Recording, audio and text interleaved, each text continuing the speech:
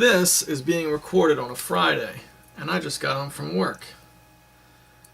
So, I'm going through my Nintendo collection one game at a time. And my goal is to give you a little something that you can't find on Wikipedia. This is more about personal experiences. So last week we talked about Chessmaster. So here's another game from the C's that I think you might be familiar with if you're a Nintendo guy. This is Contra. Alright? I was really lucky to get a hold of this. There was a little used toy store near where I grew up that was a big part of my childhood. And they used to have Nintendo games for $5 a piece. So I would go in there, and as a teenager, probably about 15, 16, that's how I got a lot of my Nintendo games. When I had what at that point was a big, massive collection. I got up to like 65 games or so, which, at that age, when Nintendo game retro collecting wasn't cool, to me it was awesome.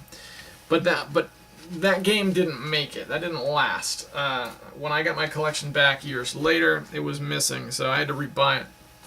I went back to that same game store, and they had cashed in on the retro craze and were selling Nintendo games again, which was great. But they were now selling them for $10 a piece. And their policy was, whatever the game was, they were going to sell it for $10. And they didn't care about what was common, they didn't care about what was rare.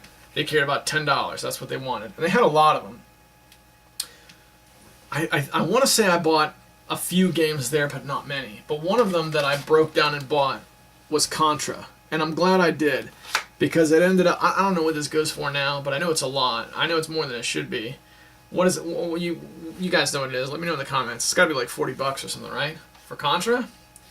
But this game was huge. When I was a kid, this was the first time, I'm not saying it was the first game ever that did it, but it was the first time I ever played a game where you had simultaneous action, cooperative simultaneous action, going through an adventure on the Nintendo. It was great. Prior to this, I'd played two-player modes in games like Super Mario Brothers, where it was done by taking turns. You were taking turns, but it was essentially running two separate games in tandem with each other. If you play two-player Super Mario Brothers, yes, you can play it with two players, but what the second player does has zero to do with what the first player does. So much so that when I was a kid, I used to play Super Mario Brothers in two-player mode, but I would play the second player and just make the first player continually walk off the cliff because I wanted to play as Luigi. And the two players have so little to do with each other that it doesn't really matter. So this is Contra. The funny thing about Contra is I don't think of this game as a series. I know it is. We had Super C, which is also a good game, but in my opinion pales in comparison to this one. There was Super C, and then there was like Contra Force, I think, which was like another game that with Contra slapped on it. Couple of modern titles. We had like Neo Contra on the PS2, which was a really weird game. But as far as I'm concerned, Contra never got better than this. Have you played the arcade version of Contra? It ain't as good as this. It really isn't.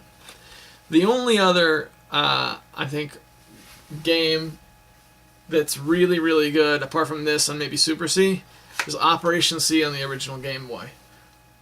That is an awesome game as well. But I don't have that one, unfortunately. Nor do I have Super C. Representing Contra in its entirety in my collection is Contra for the NES. And I'm glad to have it.